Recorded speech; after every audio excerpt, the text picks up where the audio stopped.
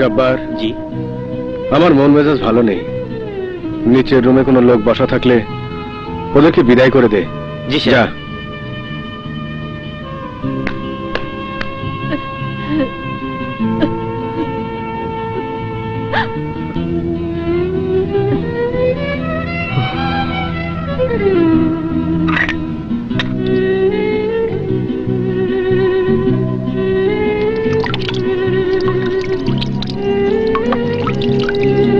খালাম্মা, তাহলে গুড়াগুলো নষ্ট হয়ে যাইতেছে। ওগুলো ফেলে দে, না হয় কুকুর বিড়ালকে খাইয়ে দে। কেন ছোট সাহেবের লেগে পিঠা বানাইবেন না? যা, এখান থেকে চলে যা, চলে যা, চলে যা, চলে যা।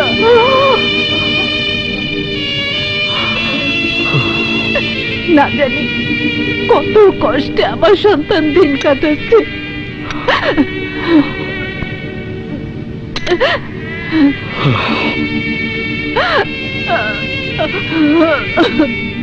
শোভনা, এই শোভনা, আরে তুমি কোথায়?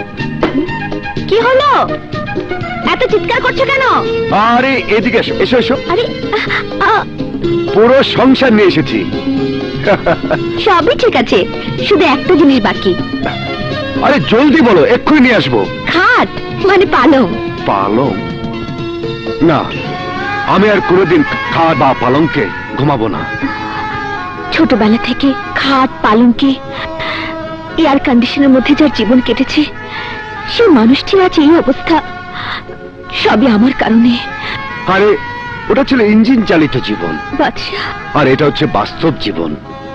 মাটিতে তোষক বিছিয়ে ঘুমাবো, মাটির গন্ধ শুকবো, মাটির সাথে ভালোবাসা করব, তখনই তো আমি মাটির মানুষ হব। আরে পাগল, কাঁদছো কেন? আমি সত্য কথা বলছি।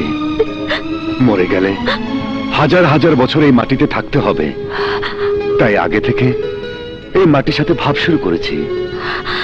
সত্যি আমি খুব ভাগ্যবতী, তোমার মতো স্বামী পেয়েছি। আমার জীবনে আমি আর কিছু চাই না। তুমি আমার স্বপ্ন, তুমি আমার প্রেম বাগানের রাজা বাদশা।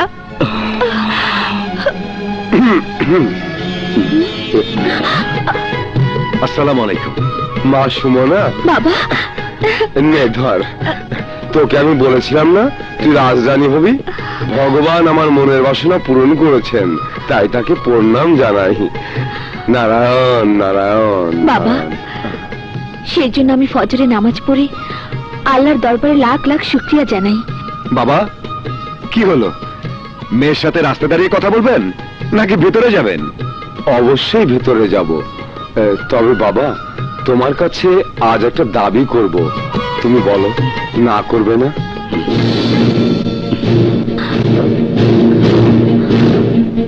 আমি যা চাইবো তা তোমার দেওয়ার সাধ্য আছে।